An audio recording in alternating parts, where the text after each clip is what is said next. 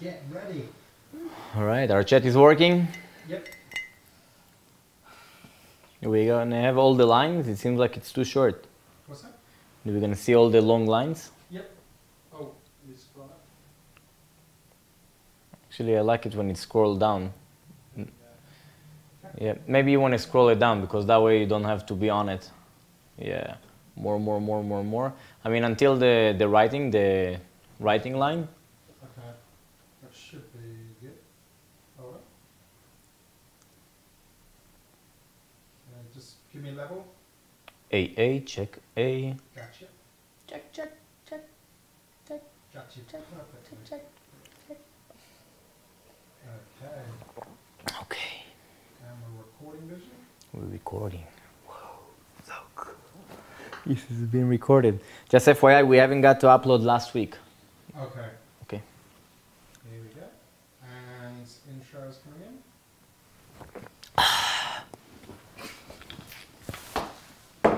Whoa, so cool. We got the onesie guy on TV. Playing intro. Playing intro. 15 seconds. 15 seconds. We have right now intro that's running in the background and it's so cool. 10 seconds. 10 seconds. So cool. Super picky. 5, 4. Hello and good evening to the vision behind the art here at the Maurice Berner Hotel Studio M at the basement of the Maurice Berner Hotel. Quite incredible. Welcome to Kelsey's Suite. Yes, they can hear you in the background, I believe. How you doing? I'm doing well. Yeah? I'm doing really well. Really well? Like really well. When you came, I gave you a hug and it was so warm. It's warm weather out there, isn't it? So cozy, and then it's all warm and sunny outside, and then you got your warm cozy onesie on. I could be falling asleep. I do have a warm onesie on. It's very comfortable, Right. I have to say. I was thinking, I was watching on your picture and then I tried to think what do I gonna wear for this show, and I say, let's do onesie. I never did onesie in my show. Usually I'm very official and wearing my suit and my tie and I all tied it up and I put my hair together, but I kinda fell wide. Hi Vision, hi Burner baby. I love when Vision dress up. This is not dressed up, this is my pajama. That's fancy dress up. Fancy pajama. I'm happy. Hi Kelsey, Matt like you. Hi Matt. Today we in Vision Behind the Art, we're going to talk about what we're talking every week. Great to see you on the show. Yes, it is. You can see me on the show too. Yeah, they don't know it, but we have a TV and we can see ourselves on the show. So we're on TV and it's exciting, huh? Very exciting. We're going to talk in the Vision Behind the Art about Reno art and about your show and about your project and about how you as an individual changing the future of the city of Reno and planet Earth, I have to say. I've been following you for the past few months actually, admiring your work, seriously. You're quite incredible and it's nice to see another young person, about my age, doing a really remarkable job in Reno. It's very interesting to see how we are young adult people in Reno and on this planet Earth stepping up and doing big art and doing art that actually making difference here. Are you enjoying doing art? Are you considering yourself an artist? She thinks she's trying to buy time, guys. If she thinks it means that she's trying to buy time, don't let her buy time. Ask questions. No, yes. No, I'm totally an artist. Okay. What's your form of art? Myself and life. Life is my art. Everything that I do and the way that I present myself, I take as an art. So I like everything from charcoals to oil paints to acrylics to pencils to sculpting to theater to performance art to modeling to writing to mixing it all together. You're very talented, a new potentialist. I could lump myself into the potentialist category. You want to explain a bit about the potentialist? Well, my understanding of what the potentialists are, or what we do, is we take, I guess, ordinary objects or things or different ideas, things that we find, and we blend it together to see what kind of potential an object has or a thing has. It's pretty much everyone is a potentialist. Right. If they really believe in it. Exactly. So everyone can do whatever they want. It's that mindset, and it's the intention that you put into your work, you know? And like, I would like to think that the intention I put into my work is a positive intention, or one that, you know, has a good influence or a good, you know, effect on my community, that sort of thing. And that's been something that I've been working on in my art, is how do I like make sure my intentions are clear, like myself is centered and grounded, so that when like I make my art, that like that energy is being put out, because I, you know, drag myself through the darkness and whatnot, and I've gone through some pretty crappy things in my life, and I could put that into art, and I could talk about how horrible humanity is and whatnot. And But it's not interesting. Don't one like to hear how horrible it's art, planet, right? really I don't know. When I hear bad news, when I hear something that is negative, let's say something that is not gonna take me and put me in a higher place, my mind kind of block it and put it aside. It's like a system in my head that I really, really trust my system. Sometimes I find myself talking to someone. Do we have, oh, look at this, how many people on the chat. nice. Vision is awesome, yeah! You are awesome. Hi all, great to see LTV live again. Yeah, for sure we're live. Cool. I love the British policeman helmet vision. Yeah, that's our British man Stuart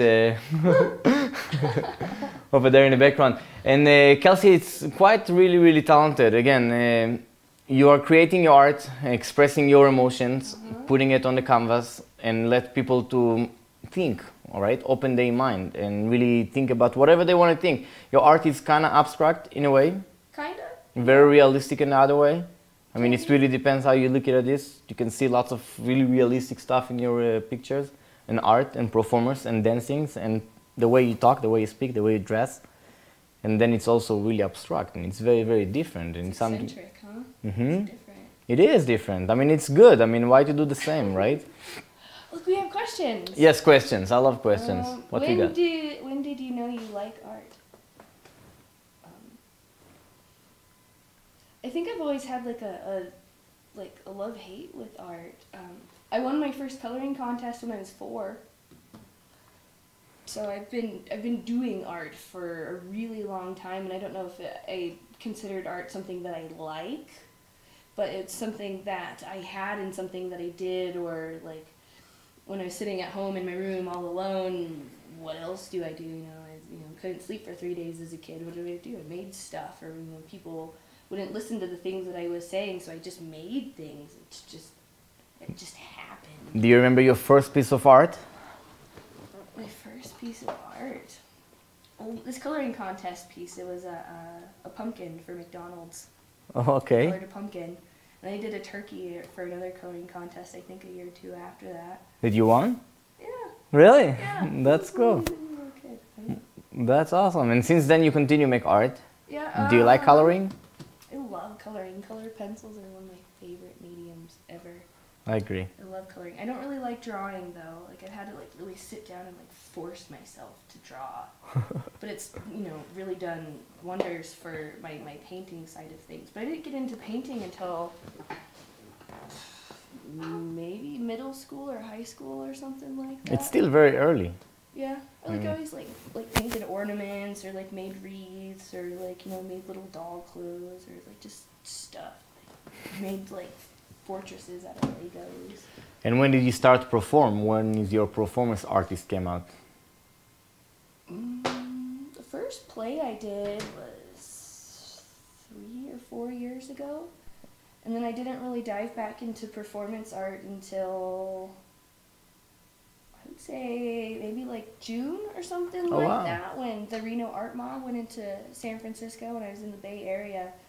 And I just had them pick me up on the way. And cool. And when did you start to perform? When is your performance artist came out? And whatnot. And so I kind of got wrapped into performance and play I did, and starting do another performance pieces. And so now I think I didn't really dive since September I've done art until 2 performance pieces, or like 1 performance piece of independent film. And then I co-produced a puppet ballet with Pam Pantoja. Just amazing. That was cool. That was very weird. And then he had me co-produce a play on illegal immigration that just ended like a week ago. And then he's doing all that to set me up for my master's thesis, which ironically enough is a performance piece. So Let's speak about that for a moment. That's something that's come up. We have more questions. Hold on, I see some questions, Mark, in the... What inspires you, before we're talking about your masterpiece? What inspires me? Maybe we can work into that. Well, because you started talking about it earlier, like going into the intention, right? And like wanting positive intention for art. I think I'm inspired by a lot of, I wouldn't say negativity necessarily, but like traumas or world issues or global issues or like those things that are really difficult to talk about, like those really hard negative things I'm just like inspired by, but like trying to, I guess, find a way to take these bad things that happen and then like put them through this art machine so that they come out on the other end something that's positive or something. I that we can learn see. from. So that's positive. That's great. Yeah. I definitely like this idea. More question. Let's see. Where? What type of art turns me on? What do you mean turn me Oh. on? That's funny. All right. So we will. Kinky art turns me on? Kinky art. All right. That's great. When is the host visions from? Mike X. You can guess where I'm from. We'll keep it that way. Where are you from, Kelsey? Where are you from? I'm from Earth. Earth. No, I'm probably from another planet. I was born here in Reno, but my parents lived out in Verdi, and then they moved me to Fernley, and then they moved me to Reno, and then they moved me to Sparks, and my mom moved me out to Carson, where I spent most of my life. I was there from the time I was 8 until I graduated when I was 18, and then moved back to Reno for college, and then took off to Australia for 6 months, and then at some point decided to go to art school and spent a year in LA, and then spent 6 months in the Bay Area last spring. Now you're back in Reno. Yeah. Like closing a circle. This place just sucks you in, you know, like it won't let me leave. Tell me about it. I'm trying to leave, but no. But you're too busy. You have so much projects and work that you There's good do. things happening here. There are really cool things happening here, and I feel like if Reno needs me to be here, if I can, like, if I'm contributing, that's That's awesome. Do you have any events coming up? Yes. So that'll bring us back to my master's Right. thesis. My master's thesis. Okay. So I'm working on my master's in transformative leadership through the California Institute of Integral Studies out of San Francisco, and they're online, so it allows me to be wherever I need to be. So my focus within that program has been on cultivating consciousness in creative communities. Mm-hmm. So I've last spring for one of my classes, Art as a Mirror of Evolving Consciousness, put together an illustrated autobiography written from the perspective of my alter ego that took all these things in my life and all these like horrible things and crammed them into a book so I could, you know, shift the evolution of my consciousness in such a way. And so that book ended up turning itself into a performance piece where I've pulled out different elements from that, and then so it opens on Thursday. This Thursday is coming up. Thursday, The 10th. This Thursday, the 10th, at 7 p.m. at the Potentialist Workshop. All my ticket proceeds are going to the Committee to Aid Abused Women and Safe Embrace, because my performance piece is on the individual and social impacts of sexual violence. Interesting. So I use stories from my life and a lot of horrible things that I've unfortunately had to experience, and I twist them into metaphor and to these little things, and I put them into like this little fantasy world. So I go through a series of past lives where in the first life I'm raped and murdered, and then I come back to life on my unicorn Pegasus. Hold on, stop right there. It gets complicated. You said something about unicorn. My unicorn Pegasus, that's the frame of it. That's the frame. It's kind of Yeah. interesting. Yeah. Very, very cool. And it's evolved. And what is that? That's part of a mural that I helped Pan Pantoja out with out at Evelyn Mount.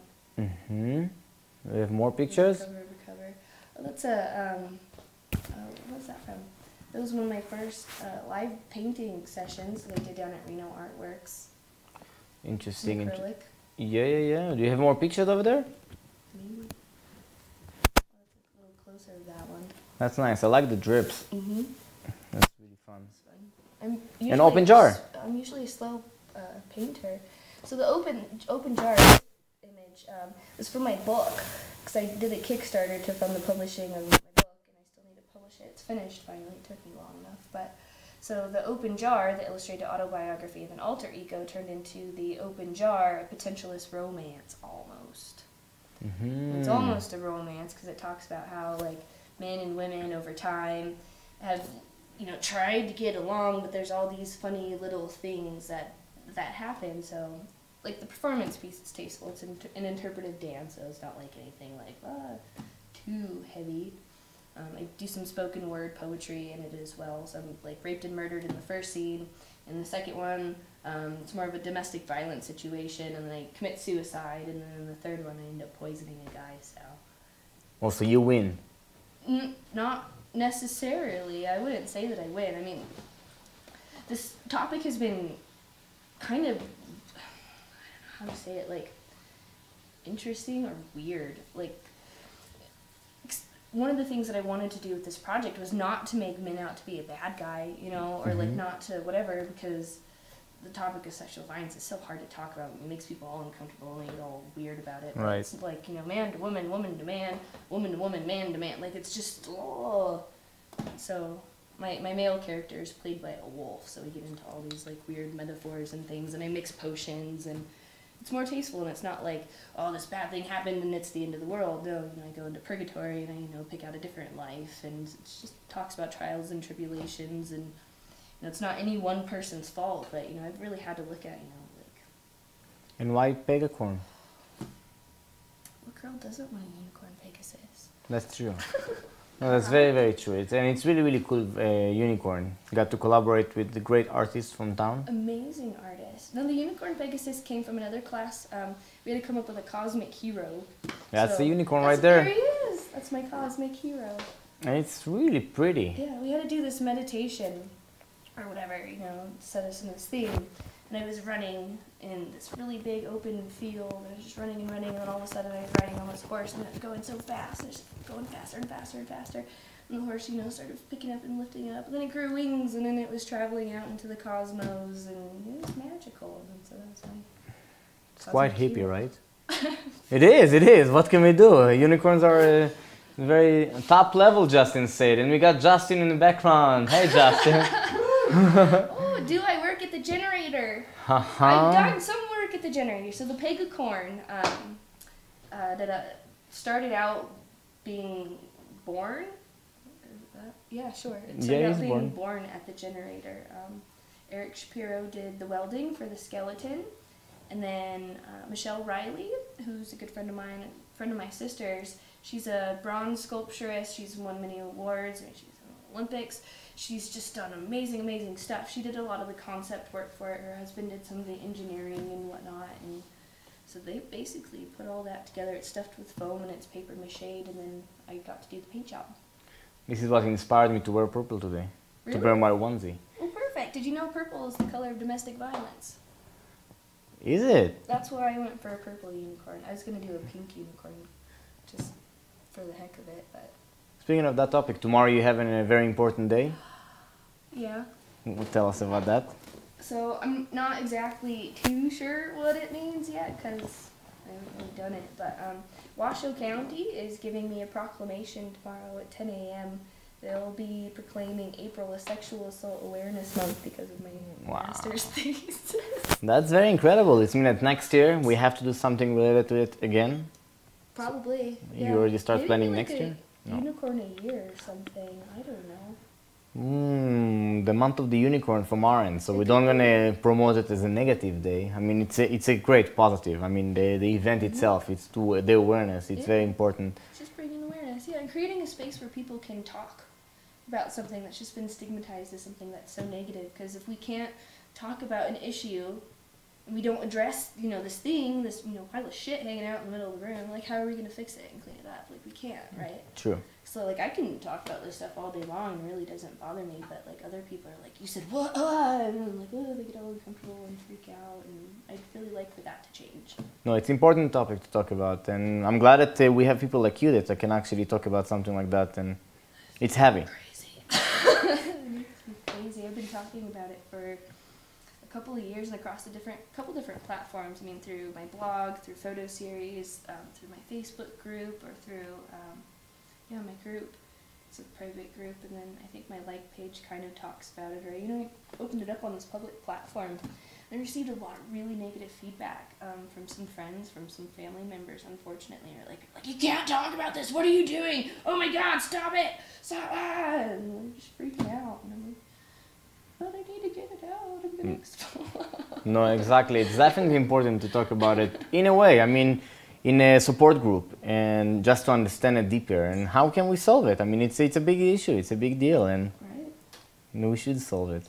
Right, well, 'cause that goes into that whole like conscious community thing, right? Where through the arts we create this platform of like this environment, and here's how you can take something bad and turn it into something good, and who knows, or what it does for the community. Like just for Michelle working on this project with me, she ended up picking up 2 art shows. She got a studio space at the generator. What else is she doing? She's doing like little bronze sculptures of the Embrace statue for their fundraising stuff too. Like a lot of stuff has come out of this, and my show hasn't even opened. It is positive, and if we're thinking about it, it's belonged to the past. I mean, your specific case. And if you take this chapter out of your life, if the situation, issues that happened in the past, you weren't here today. Right. Are you excited to be here? Yes. And you excited to be in the place that you are in your life right now? I'm so excited. If you would have talked to me 5 years ago, I would have been probably like one of the hardest people to talk to, and just like so depressing. Blah.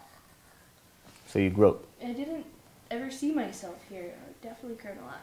I give a lot of that to my master's program. It's transformative leadership. I never thought I'd ever study leadership in my life. That was weird, especially as an artist. But artists are leaders, and we do have that power to, create some sort of propaganda that can affect our community. I mean, you make some amazing art piece and you stick it in the middle of town, people are going to see it and respond to it. How can they not? Look, somebody wants my unicorn in their yard. How much? How much? Are you going to sell it after the show? Maybe. I'm growing kind of attached to it. Yeah, I bet you do. It's quite beautiful and unicorn. I'm going to store it. It's kind of up in the air at the moment. I think I might end up taking bids on it.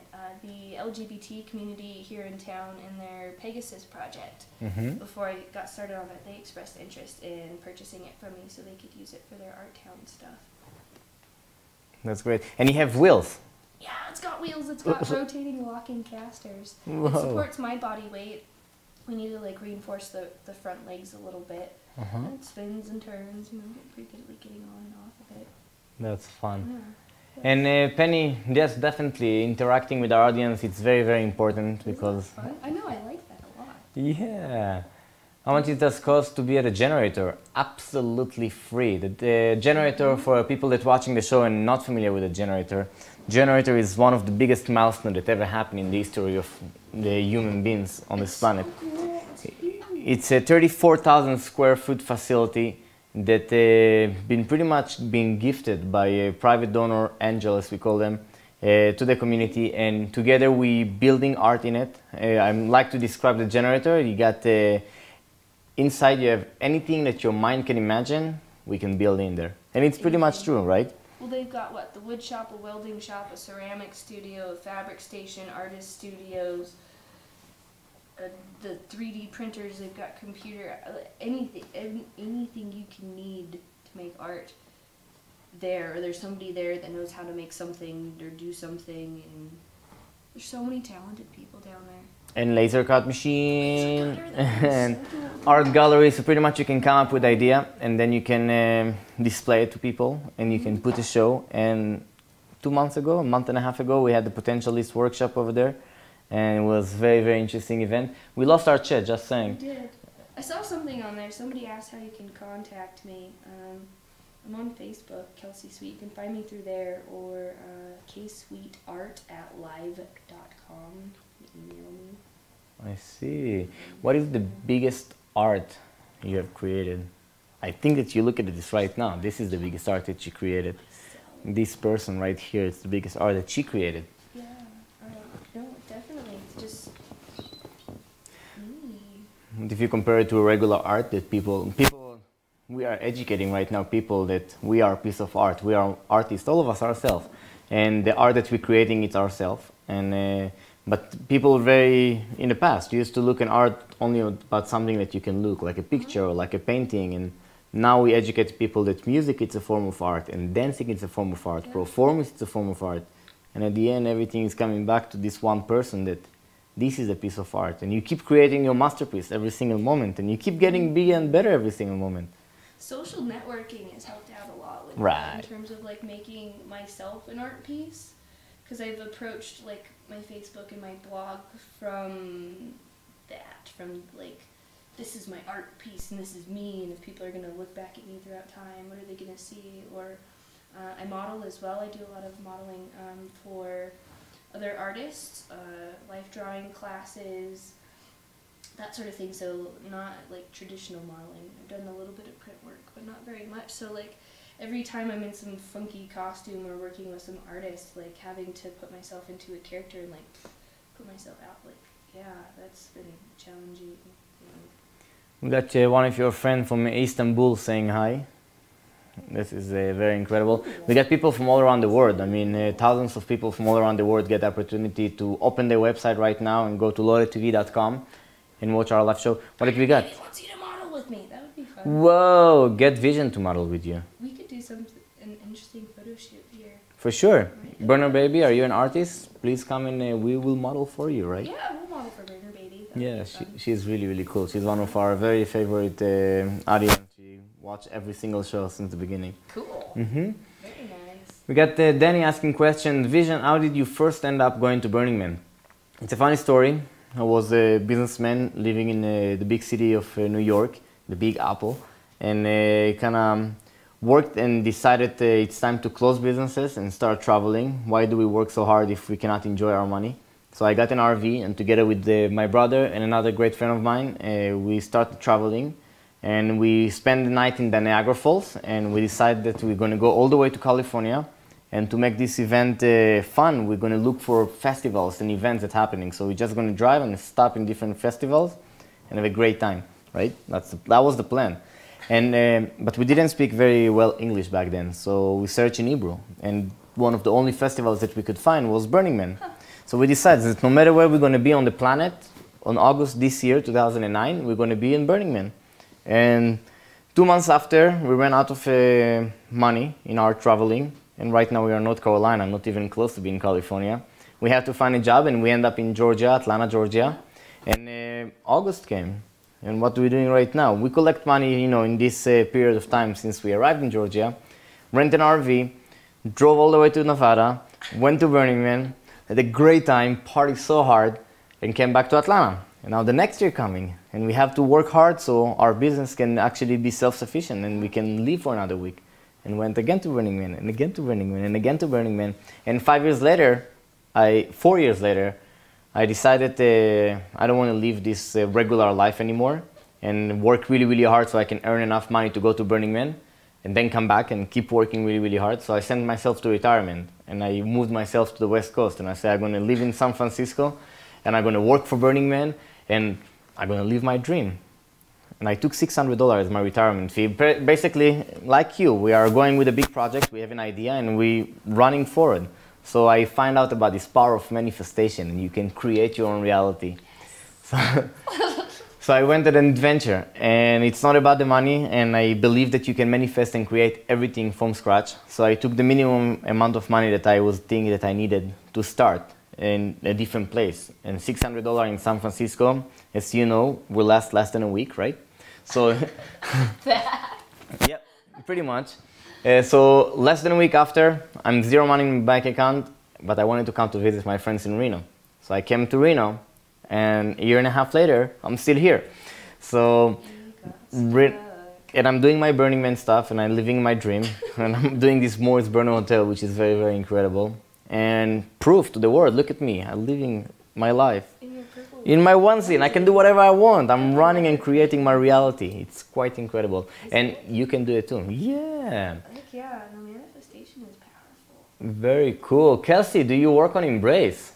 Speaking of manifestation, I I give it all my good energies when I'm there, and I bless it as much as I can, but I've been so busy between the last couple performance pieces and my master's thesis coming up. I barely have time to do my own marketing.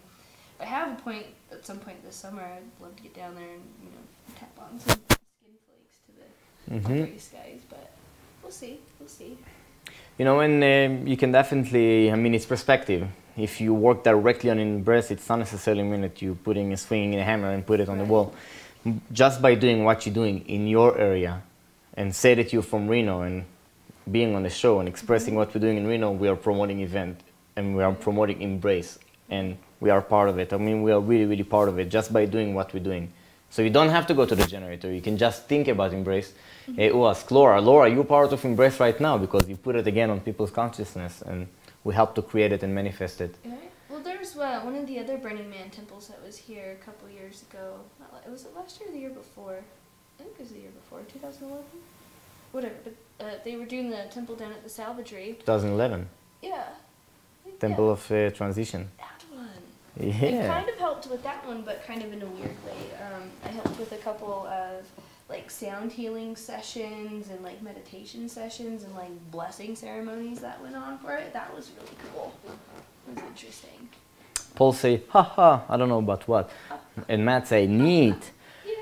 And then Matt say again, well done, Vision. And then Matt say again, you are an inspiration to all. You are. Yeah, we are. You say you, it's both of us. Yeah.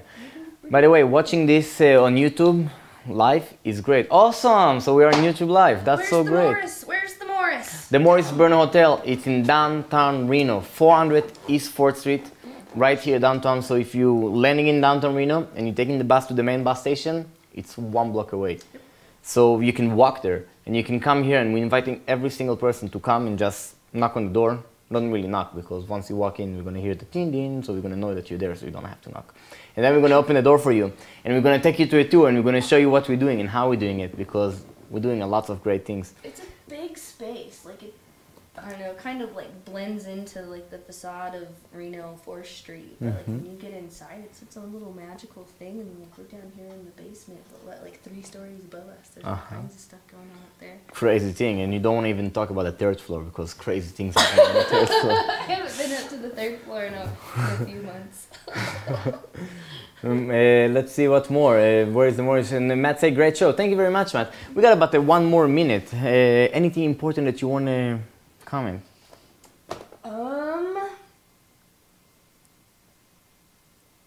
I'll take the microphone again. Yes, no? Yes, for sure. And think about it for a moment, and definitely promoting your event again. And it's happening. How many shows you gonna have? I'm gonna do 9 shows down at the Potentialist, which is 2275 Dickerson Road. We start Thursday. We run Thursday, Friday, Saturday. Closes on the 26th. Thursdays and Fridays are 7 p.m. 7 p.m. And Saturdays are at 5 p.m. It's a 5 p.m. matinee. And then the opening and closing receptions, or the opening and closing shows, all follow with a discussion that will be facilitated by the director of the Committee to Aid Abused Women. And I'll talk about, my project and my life stories and blah, blah, blah, and then open up, discussion to the audience and see where that goes. Very, very exciting. So you're definitely representing Reno very, very well when you're doing your art and you're doing your work and you're creating an history. Month of April, oh my gosh, this is going to repeat again every year. It's big, I know. It is big. I got a couple of exceptions at school, and I have to write some little things, so I'll be one of the first master's students out of this program to be recognized for the work that I'm doing. It's too big. Like, I just wanted to do a one-woman performance show one night and just do this thing and then, like, have it be done and over with. And then Pan was like, no, you have to feel the month. And then so that turned into 9 shows. And then They did it to me too, oh my gosh. Exactly Really? a year ago, yes. Same thing? Exactly the same thing. Exactly the same thing. I told him about this film festival that I would like to bring into Reno, the Black Box Film Festival. And he said, awesome, you got the month of April. I said, I don't want a month of April, but okay, I got the month of April, let's think. And we had 13 different shows, and it was so crazy, and we have to fill content for 13 shows. When you're doing a performance and it's repeat performance, it's kind of easy, but kind of easy, yeah, right? But when you're doing a film festival and you have to bring different performers and different movies and different musicians and different comedians, and it's a lot of crazy. You know how I got him back? I cast him as the wolf in my show, so now that he has to be in my show and he has to rape and murder me in poisoned by me now. He's regretting it, and he's like, I only want to do one show. Yeah, he will think about next year now. Let's see if we got more on the chat. Can you scroll down the chat just a tiny bit before we say goodbye to people? Whoa, we got a lot. 404th Street, see a vision, great guest, Kelsey. Can't wait to see you more on of your work, Kelsey. You should contact Trevor on Novel Pizza. Perhaps. I gotta build up my actual body of work. Most of my paintings have been sold and they've been kind of going out. I really haven't had much time to paint. I've been doing a lot of found object stuff though, and like collaging and things, and I've got tubs of just stuff that people have given me. They're like, here, make art out of this. So. Nice. And we gotta go. Goodbye, Burner Baby. So just a quick review, just because we just came back yesterday from San Francisco and we went to the Global Leadership Conference of Burning Man, and it was 300 of the most talented people I ever met in my life. All the leaders, community leaders and regional contacts of Burning Man, talking about Burning Man and how can we make Burning Man better, what's Burning Man doing all around the world. Nice. And the best highlight topic of this weekend was... Goodbye, Burner Baby. I can hear myself. So, the highlight of this weekend was on Friday. The opening, pretty much, of the show was the Renaissance, and yeah, and we got to talk about the Morris Burner Hotel, and we got to talk about the generator, and we got to talk about big art for small town, and talk about Burning Man and what we're doing here, and how about 15,000 of burners that live in one little town, the biggest little town in the world. What we're doing and how we make this planet better. We're making art. Yes, indeed. And Reno is an art town and getting bigger and better every single day. So thank you very much for everyone for watching the show, The Vision Behind the Art. Thank you. Thank you. Tonight with Kelsey Sweet, and I'm so grateful that you got to make it here. And it was very, very fun show, and we got to cover a lot of different topics. We got to inspire a few people, and they will come back again next week on every Monday at 5:30. The Vision Behind the Art. Here in the Morris Burner Hotel, in the basement, Studio M, on LoadedTV.com. Thank you very much for everyone for coming and watching our show, and you have a wonderful night. Bye. Now is the part that we are waiting to Stuart to say, you clear. I was just going to sit here and pick my nose or something. Thank you very much. Good work. Thank you. That was awesome. That was fun.